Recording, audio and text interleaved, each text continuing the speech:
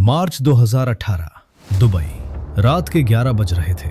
Dubai international airport का VIP lounge. AC की ठंडी हवा में सन्नाटा छाया हुआ था। तभी एक प्राइवेट जेट रनवे पे आके रुका। उसमें से एक आदमी उतरा। उसके हाथ में एक छोटा सा सूटकेस था। उसका चेहरा बिल्कुल शांत था, लेकिन उसकी आंखों में एक अलग सी चमक थी। अंदर लाउंज में पहले से एक आदमी बैठा हुआ था, करीब 55 साल का, सफेद बाल, सीधा चेहरा। कोई भी देख के समझ नहीं सकता था कि ये आदमी हिंदुस्तान की सबसे खतरनाक खुफिया एजेंसी का हिस्सा है। जैसे ही वो बिजनेसमैन अंदर आया, उस ऑफिसर ने खड़े होकर कहा, पीएम ने आपके लिए एक संदेश भेजा है। उस बिजनेसमैन का चेहरा एक सेकंड के लिए बदल गया, क्योंकि अगले 72 घंटों में हिंदुस्तान के इतिहास का सबसे बड़ा ऑपरेशन मनी रिकवरी शुरू होने वाला था। एक ऐसा ऑपरेशन जिसमें 38,000 करोड़ रुपए का छिपा हुआ काला धन वापस लाया जाने वाला था। और ये सब होने वाला था बिना एक गोली चलाए, बिना कोई फौज भेजे, सिर्फ दिमाग और प्लानिंग से। लेकिन ये कहानी यहां से शुरू नहीं होती। इस कहानी की शुरुआत होती है काफी साल पहले से, जब हिंदुस्तान का पैसा अपने ही लोगों के हाथों देश से बाहर भेज दिया जाता था, चोरी छुपे, चालाकी से। और सबसे ज्यादा पैसा जाता था एक जगह, दुबई। अब सवाल यह है, दुबई ही क्यों? देखो, दुबई का कोई इनकम टैक्स नहीं था। मतलब तुम वहां करोड़ों रुपए रख लो, कोई नहीं पूछेगा कि ये पैसा कहां से आया। कोई टैक्स नहीं, कोई सवाल नहीं। और हिंदुस्तान से दुबई जाना इतना आसान था जैसे दिल्ली से जयपुर जाना। तो क्या होता था? हिंदुस्तान के बड़े बड़े बिजनेसमैन, बिल्डर और कुछ नेता, ये लोग अपना काला धन, मतलब वो पैसा जो उन्होंने छुपाया टैक्स से बचने के लिए, वो पैसा हवाला के जरिए दुबई भेज देते थे। हवाला क्या होता है? समझो ऐसे, मान लो तुम्हें अपने दोस्त को दूसरे शहर में 1,000 रुपए भेजने हैं। तुम यहाँ एक आदमी को 1,000 रुपए देते हो। वो आदमी फोन करता है और उधर उसका साथी तुम्हारे दोस्त को 1,000 रुपए दे देता है। पैसा एक्चुअली मूव नहीं होता, सिर्फ एक कॉल होती है और काम हो जाता है। कोई रिकॉर्ड नहीं, कोई कागज नहीं, बस भरोसा। अब यही काम करोड़ों में होता था और सालों से होता आ रहा था। एक रिपोर्ट के मुताबिक 1991 से लेकर 2014 तक लगभग 5 लाख करोड़ रुपए से ज्यादा काला धन हिंदुस्तान से बाहर गया। ये इतना पैसा है कि इससे पूरे देश में 50 साल तक फ्री बिजली दी जा सकती थी। और इस पूरे काम में सबसे बड़ा नाम था दुबई। वहां प्रॉपर्टी में पैसा लगाया जाता, वहां कंपनीज बनाई जाती, वहां बैंक अकाउंट्स खोले जाते, सब कुछ नकली नामों से, फर्जी कागज से। सरकारें आती थीं, जाती थीं। लोग बोलते थे ब्लैक मनी वापस लाओ, नेता वादे करते थे, लेकिन कुछ होता नहीं। कि बात सिर्फ पैसा ढूंढने की नहीं थी, बात थी एक दूसरे देश से, वो भी दुबई जैसे पावरफुल देश से, ये कहने की कि हमारा पैसा वापस करो। ये तो लगभग नामुमकिन लगता था। लेकिन फिर 2014 में कुछ बदला। नरेंद्र मोदी प्राइम मिनिस्टर बने और उनके साथ आया एक आदमी, Ajit Doval, national security adviser, मतलब देश की सुरक्षा का सबसे बड़ा आदमी। अब डोवल कोई सीधा साधा ऑफिसर नहीं था। ये वही आदमी था जिसने जवान होते वक्त पाकिस्तान में 7 साल तक जासूसी की थी। सोच लो, 7 साल एक अलग नाम से, अलग पहचान से, दुश्मन के देश में रह के काम करना। इस आदमी की नसों में खौफ नहीं, प्लानिंग दौड़ती थी। मोदी ने डोवल को एक सीधी बात कही। डोवल ने बाद में एक मीटिंग में अपनी टीम से कहा, पीएम चाहते हैं कि बाहर का हर एक रुपया वापस आए और हम ये करके दिखाएंगे। लेकिन सवाल ये था, कैसे? दुबई में छिपा पैसा ढूंढना तो वैसे ही मुश्किल था, और उससे वापस लाना, ये तो और भी बड़ा काम था। एक दिन डोवल की टीम के एक सीनियर ऑफिसर, उन्हें हम शर्मा जी बुलाएंगे, उन्होंने एक चीज नोटिस की जो और किसी ने नहीं देखी थी। उन्हें पता चला कि दुबई में जितने भी हिंदुस्तानी लोगों की प्रॉपर्टी है, उनका डेटा एक जगह मिलता है, दुबई लैंड डिपार्टमेंट में। हर प्रॉपर्टी का रिकॉर्ड वहां होता है, कौन मालिक है, कब खरीदी, कितने में खरीदी, सब कुछ।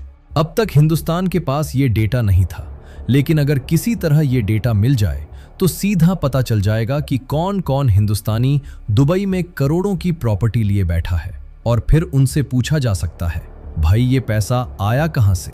लेकिन ये डेटा कैसे मिलेगा? दुबई क्यों देगा? यहां डोवल ने अपना सबसे स्मार्ट दांव खेला। उन्होंने सीधा फाइनेंस या टैक्स का रास्ता नहीं चूज किया, उन्होंने रास्ता चूज किया डिप्लोमेसी का, यानी दोस्ती का। देखो, इंडिया और यूएई के बीच काफी टाइम से अच्छे ताल्लुक थे।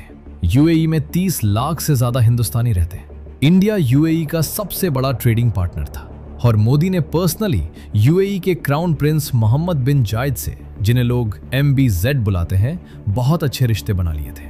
2015 में मोदी ने यूएई का दौरा किया था। 34 साल बाद कोई हिंदुस्तानी PM वहां गया था। इस दौरे में दोनों देशों के बीच काफी एग्रीमेंट्स हुए, लेकिन एक एग्रीमेंट था जो सबसे अलग था, इंफॉर्मेशन एक्सचेंज एग्रीमेंट। इसका मतलब था कि दोनों देश एक दूसरे को फाइनेंशियल जानकारी दे सकते हैं, टैक्स चोर के बारे में इंफॉर्मेशन शेयर कर सकते हैं। ये थी वो छोटी सी चीज जिसने पूरा खेल बदल दिया। समझो ऐसे, पहले दुबई का दरवाजा हिंदुस्तान के लिए बंद था। इस एग्रीमेंट ने वो दरवाजा खोल दिया। अब हिंदुस्तान बोल सकता था, हमें बताओ कि वहां हमारा कौन सा आदमी कितना पैसा छुपाए बैठा है। दुबल की टीम ने पहले छोटी टेस्ट की, कुछ नामों की लिस्ट भेजी यूएई को। यूएई ने वापस जानकारी भेजी और जानकारी बिल्कुल सही निकली। अब टीम को यकीन हो गया, ये फॉर्मूला काम करता है। शर्मा जी ने डोवाल से कहा, सर दरवाजा खुल गया है, अब बस अंदर जाना है। डोवाल ने कहा, तो चलो अब असली काम शुरू करते हैं। अब शुरू हुआ असली खेल। डोवाल की टीम ने एक पूरा यूनिट बनाया। इस यूनिट में थे रिसर्च एंड एनालिसिस विंग यानी रॉ के ऑफिसर्स, इनकम टैक्स डिपार्टमेंट के सीनियर लोग, एनफोर्समेंट डायरेक्टरेट के एजेंट्स और फाइनेंशियल इंटेलिजेंस यूनिट के एक्सपर्ट्स। मतलब समझो, देश की 4 सबसे ताकतवर एजेंसीज एक साथ काम कर रही थी। ऐसा पहले कभी नहीं हुआ था। पहला काम था नामों की लिस्ट बनाना। इनकम टैक्स डिपार्टमेंट के पास सालों का डेटा था। उन्होंने उन लोगों की लिस्ट बनाई जिनके हिंदुस्तान में इनकम टैक्स रिटर्न्स में दिखाया गया पैसा और उनकी असली लाइफस्टाइल में जमीन आसमान का फर्क था। मतलब आदमी दिखाता है कि साल में 10 लाख रुपए कमाता है, लेकिन दुबई में 50 करोड़ रुपए की प्रॉपर्टी है। ये तो सीधा पकड़ा जाता है। ये लिस्ट बनी, 800 से ज्यादा नाम थे उसमें। फिर रॉ ने अपना काम किया। दुबई में रहने वाले अपने सोर्सेज से, यानी छुपे हुए लोगों से, उन्होंने हर नाम की असली जानकारी निकाली। कौन सी प्रॉपर्टी है, कौन से बैंक में पैसा है, कितना पैसा है, 10 करोड़ रुपए, 50 करोड़ रुपए, 200 करोड़ रुपए, 500 करोड़ रुपए। जैसे जैसे रकमें सामने आती गईं, टीम के लोगों की आंखें फैली की फैली रह गईं। टोटल रकम थी लगभग 38,000 करोड़ रुपए। सोच लो, 38,000 करोड़ रुपए। ये इतना पैसा है जितना कुछ छोटे देशों का पूरा सालाना बजट होता है। और ये पैसा हिंदुस्तान का था, हिंदुस्तान के लोगों का था, जो छीन के दुबई में छुपा दिया गया था। अब अगला कदम था ये पैसा वापस लाना। और यहां सबसे बड़ी दिक्कत आई, क्योंकि ये लोग ऐसे सीधे साधे लोग नहीं थे। ये थे देश के सबसे अमीर बिजनेसमैन। कुछ तो राजनीति में भी थे। इनके पास थे महंगे वकील, इनके पास थे कनेक्शंस, और इन्हें यकीन था कि कोई कुछ नहीं कर सकता। एक बड़े बिजनेसमैन जिसका नाम रस्तोगी, उसके पास दुबई में 2300 करोड़ रुपए की 14 प्रॉपर्टीज थी। जब उससे हिंदुस्तान में नोटिस भेजा गया, उसने हंसते हुए अपने वकील से कहा, ये क्या कर लेंगे, पैसा दुबई में है, हिंदुस्तान की कोर्ट का वहां क्या चलता है। ये था उसका ओवर कॉन्फिडेंस। उसे लगता था कि वो बच जाएगा, लेकिन उसे नहीं पता था कि इस बार खेल अलग था।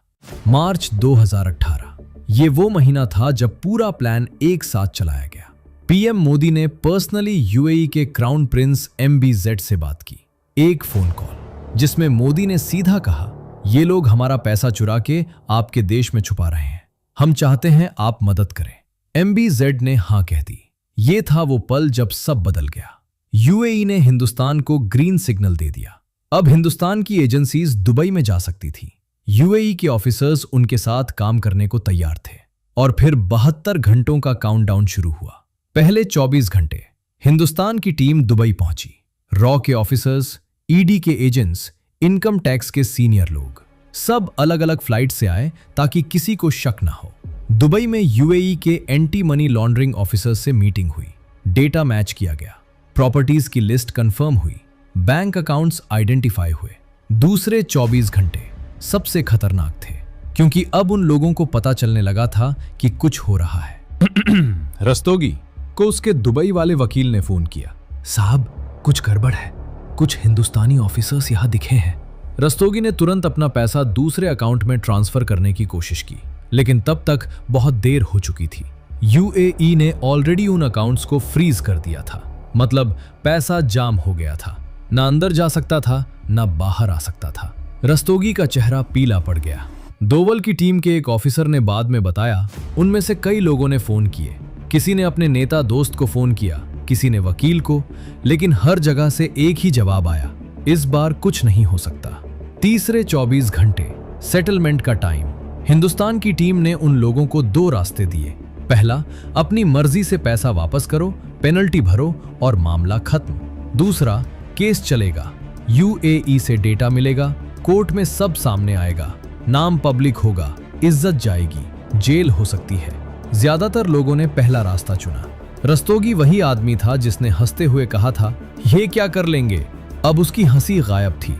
उसने 2300 करोड़ रुपए का सेटलमेंट साइन किया। उसकी हाथों में हल्का सा कांपना था जब उसने कागज पे साइन किए। 72 घंटे, सिर्फ 72 घंटे में। लेकिन कहानी यहां खत्म नहीं होती, क्योंकि असली चैलेंज तब आया जब कुछ लोगों ने हाथों हाथ सरेंडर नहीं किया। कुछ लोग भागने की कोशिश करने लगे। एक और बड़ा नाम था, उसे हम कपूर बुलाते हैं। कपूर के पास दुबई में 4100 करोड़ रुपए की प्रॉपर्टीज और बिजनेसेस थीं। जब उसे पता चला कि जाल बिछ चुका है, उसने यूएई से भागने की कोशिश की। उसने अपना प्राइवेट जेट रेडी करवाया। प्लान था कि दुबई से सीधा लंदन चला जाए। वहां से पकड़ना मुश्किल होता, लेकिन रॉ को पहले से पता था कि ऐसा हो सकता है। यूएई के एयरपोर्ट अथॉरिटी को ऑलरेडी अलर्ट कर दिया गया था। कपूर जब एयरपोर्ट पहुंचा, उसका पासपोर्ट स्कैन हुआ और स्क्रीन पे आया, ट्रैवल बैन। कपूर खड़ा रह गया, उसका पायलट खड़ा रह गया, सिक्योरिटी वाले आ गए। दोवल के एक ऑफिसर ने बाद में बताया, अगर कपूर 6 घंटे पहले निकलता तो शायद हम उसे रोक नहीं पाते। 6 घंटे का फर्क था। कपूर को भी आखिर सेटलमेंट करना पड़ा, 4100 करोड़ रुपए। और ऐसे एक एक करके बहुत से लोगों का पैसा वापस आया। टोटल कितना? 38,000 करोड़ रुपए से ज्यादा। ये पैसा था जो हिंदुस्तान के हॉस्पिटल्स में लगता, स्कूल्स में लगता, सड़कों में लगता। लेकिन कुछ लोगों की लालच ने इसे दुबई की बिल्डिंग्स में बंद कर दिया था। अब सोच लो, इस पैसे का क्या मतलब था आम लोगों के लिए। एक मिडिल क्लास आदमी जिसका नाम रमेश था, लखनऊ में रहता था। वो सालों से ईमानदारी से टैक्स भरता था। हर साल उसकी सैलरी का 30% टैक्स में जाता था। और वो सोचता था, मेरा पैसा कहां जाता है? देश में कुछ तो होना चाहिए ना। जब ये खबर आई कि 38,000 करोड़ रुपए वापस आया, रमेश ने अपनी बीवी से कहा, देख, इतना पैसा इन लोगों ने छुपाया हुआ था और हम यहाँ 500 रुपए से 500 रुपए बचाने के लिए सोचते थे। ये था असली दर्द कि जब आम आदमी ईमानदारी से जीता है तब बड़े लोग चोरी करते हैं, और जब ये चोरी पकड़ी जाती है तब पता चलता है कि सिस्टम ने कितना कुछ खोया था। इस ऑपरेशन के बाद काफी कुछ बदला। सबसे पहले यूएई और हिंदुस्तान के बीच एक ऑटोमेटिक इंफॉर्मेशन एक्सचेंज सिस्टम शुरू हुआ। मतलब अब किसी हिंदुस्तानी का दुबई में बैंक अकाउंट खुलता है तो हिंदुस्तान की सरकार को सीधा पता चल जाता है, ऑटोमेटिकली, कोई मांगने की जरूरत नहीं। दूसरा, हवाला नेटवर्क पे बड़ी स्ट्राइक हुई। काफी सारे हवाला ऑपरेटर्स पकड़े गए। मुंबई, दिल्ली, चेन्नई, हर जगह रेड्स हुई। तीसरा, और ये सबसे बड़ी बात थी, डर बैठ गया। जो लोग पहले बिना डरे पैसा बाहर भेजते थे, अब उन्हें लगता था कि पकड़े जा सकते हैं। एक बिजनेसमैन ने अपने दोस्त से कहा, भाई, अब दुबई सेफ नहीं रहा। मोदी दोवल की टीम का हाथ बहुत लंबा है। और सच में ये हाथ लंबा था। इस ऑपरेशन के बाद हिंदुस्तान ने स्विट्जरलैंड, सिंगापुर, मॉरिशस, हर जगह से इंफॉर्मेशन एक्सचेंज एग्रीमेंट्स किए। दुबई तो बस शुरुआत थी। वो रस्तोगी जिसने कहा था, ये क्या कर लेंगे, उस पे 2300 करोड़ रुपए का टैक्स डिमांड लगा। प्रॉपर्टीज अटैच हुई, पासपोर्ट सीज हुआ। वो आदमी जो पहले दुबई में 50 करोड़ रुपए के पेंट हाउस में रहता था, आज हिंदुस्तान में अपने वकील के ऑफिस के चक्कर लगा रहा है।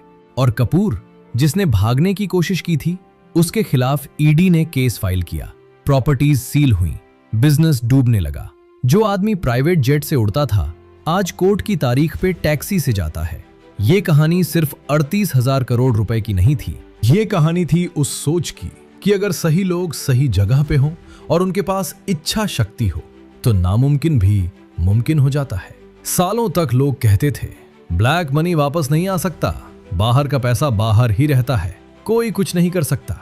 लेकिन इस ऑपरेशन ने साबित कर दिया कर सकता है जब पीएम का सपोर्ट हो, जब डोवाल जैसा दिमाग हो, जब एजेंसीज साथ में काम करें और जब डिप्लोमेसी का सही इस्तेमाल हो।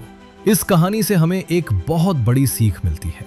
चाहे तुम एक स्टूडेंट हो, एक नौकरी करने वाले हो या एक बिजनेसमैन, ईमानदारी से कमाया हुआ 1 रुपया चोरी के 100 करोड़ रुपए से ज्यादा ताकतवर है, क्योंकि चोरी का पैसा एक ना एक दिन पकड़ा जाता है, हमेशा। और रही बात उन लोगों की जिन्होंने सालों तक अपने देश का पैसा चुराया, उन्हें बस इतना याद रखना चाहिए, कानून की पकड़ से कोई नहीं बच सकता। आज नहीं तो कल, लेकिन पकड़ा जरूर जाता है। दुबई की वो चमचमाती बिल्डिंग्स आज भी खड़ी है, लेकिन अब वहां कुछ प्रॉपर्टीज के ताले बदल चुके हैं। जो पहले चोरों के नाम पे थी, अब वो पैसा हिंदुस्तान के खाते में है। और शायद यही इस कहानी का सबसे बड़ा सबक है। पैसा छुपाया जा सकता है, लेकिन हमेशा के लिए नहीं। दोस्तों, अगर ये वीडियो अच्छा लगा हो तो एक लाइक जरूर करो, चैनल को सब्सक्राइब करो ताकि ऐसे फाइनेंस और देश की सच्ची कहानियां आप तक पहुंचती रहें। हम हर हफ्ते नई कहानी लाते हैं, स्कैम्स की, स्मार्ट लोगों की और ऐसे ऑपरेशंस की जो दुनिया नहीं जानती। नोटिफिकेशन बेल ऑन करना मत भूलना। तब तक के लिए अपना पैसा संभाल के रखना।